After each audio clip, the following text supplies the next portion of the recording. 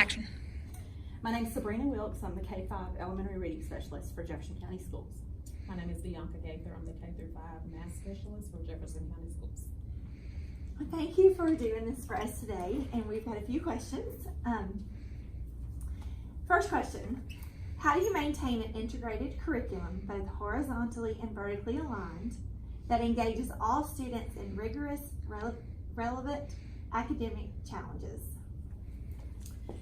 Well, that's probably the toughest question you guys are going to ask us today. Horizontally, we can do that typically. That's typically easier to do because in grade levels, most teachers collaborate with each other. Vertically, that's typically harder just because finding the time for teachers to be able to meet vertically, and then engages all students rigorous, relevant, and academic challenges. If teachers are teaching with the new standards, then that occurs naturally. What Bianca and I do is we try to find the time and make sure that we're supporting teachers so that the rigorous and relevant academic challenges, that there aren't challenges occurring, and so that the rigorous and relevant part of the standards are taking place. Do you have anything you want to add to that? I agree. We do. We plan with the teachers to make sure they dig deep into the standards and have an understanding of what the standards are asking for the students to do. Okay.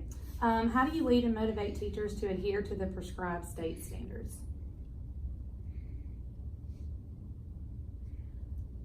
Well, one thing that we do is just knowing that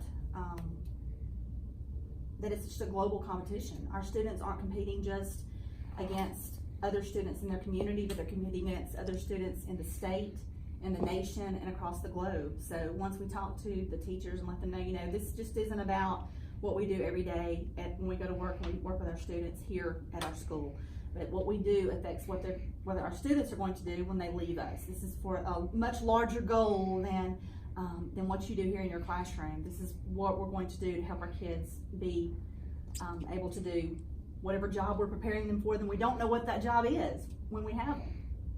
And then one of the things we do is we do have a new lesson plan template in the county, and we do a lot of professional development with them and looking at the standards and using those standards to guide all of their teaching.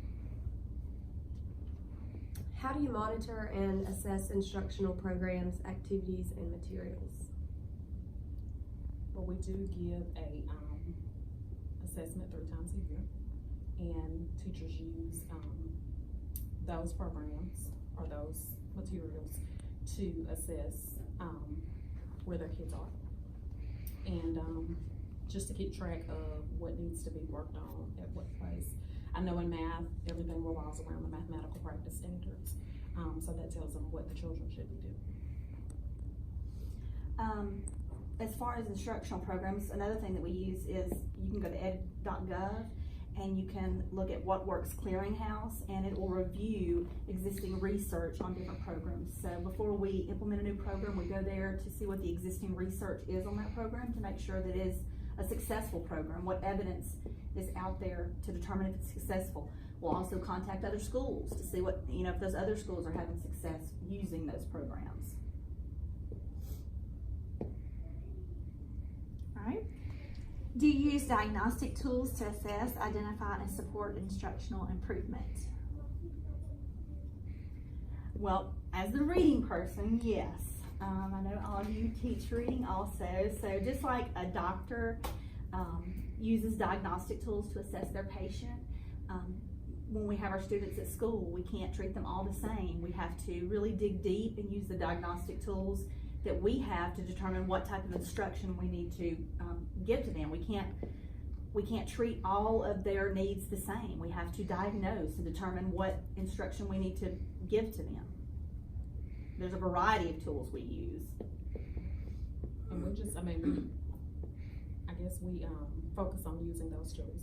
We focus on doing formative assessment so that we can keep track of what our kids are doing throughout. So it's not an aha at the end when our kids aren't successful because we haven't paid attention to the progress throughout the lessons. Can I add something to the script? Sure. For the teachers, how do you address the instructional, like from the teacher side of it, to give them support and help them improve? More away from the students, but more towards the teachers. Well, I guess we also formatively assess them. You know, if we see that there are teachers that have needs, sometimes teachers call us and share with us their needs that they have, and so we go out and we try to support them the best that we can. You know, I was on a walkthrough here at your school today, and one of the, I can't remember, 7 classrooms that I went in, at the very end, the teacher pulled me aside and she said, hey, did you see anything during this lesson that I just taught? Did you see anything that I can improve on? So that teacher wanted immediate feedback right then so that she could better improve her practice. So yes, we absolutely do the same thing with teachers that you guys would do with students based on teacher need and what we see. How about with math? Well, and I was gonna say, for math it's a little bit different. Well, it goes with one of our other questions, but I know on the reading side they have coaches, and so in math there's 2 of us. But we basically try to give an open door policy, same thing. I have teachers email me all the time and say, hey, I need this resource, or I need help with this, can you come visit my classroom? So I visited classrooms, we've done some side-by-sides, and so it's kind of right now on an as needed, but as she said with the walkthroughs, a lot of times we go through when we see things, or principals contact us and say, hey, I feel like I need you to work with this teacher, this is what I need you to work on. And so we work to build those relationships where, you know, through walkthroughs, through talking to principals, through doing PD, helping those teachers who need extras. And I know we mentioned coaches. I know you guys don't have coaches here at your school, so that's when you would need me, you know, or Bianca to come out and help you. Or to not even help you, really support you. What I try to reiterate to the teachers when I meet them is I'm not the reading police. You know, we are not here to get anybody. We are here to support you, and that's really what I want the teachers in our system to know. We're, you know, when I got any job where I left the classroom, my first job was a reading specialist at school-based coach. My priority was to never forget what it was like when I left that classroom, and that remains my priority. You know, my job now with elementary reading support for Jefferson County Schools, I never want to forget what it's like to leave that classroom. You know, I know you teach first grade. You're implementing a brand new program. I want you to know that I remember what it was like to implement a brand new program. I remember how overwhelming that was. I remember how insane I felt at the end of the day when I was implementing a brand new program. I know what that felt like. So that's always been my goal, and I never want to forget that. So that's what I try to reiterate to teachers when I go out. I know that sometimes they look at me and they're like, yeah, right. But I really want to not only say that, but I want that to be part of my actions that they see and what I do with them and for them. We appreciate that very much.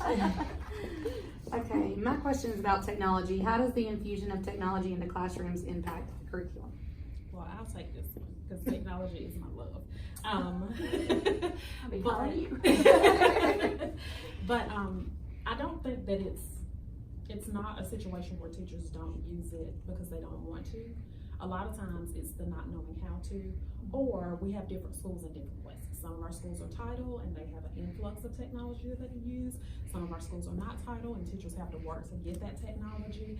And so I think it's just kind of based on where you are in our system on whether or not you can implement that technology as well as you could. And then sometimes I do think it comes down to attitude. I know I was just in a meeting last week, and my colleagues in the room, I was at a State Department meeting, and so we were all talking, and so a lot of the people in the room were just having kind of a bad attitude, saying, well, you know, this technology's ruining these kids. They can't spell, they can't write because all they're doing is texting. And so finally I just had to say, guys, you know, we got to stop all this talk, because you know what, these kids that we're teaching, they've never known life any other way without it.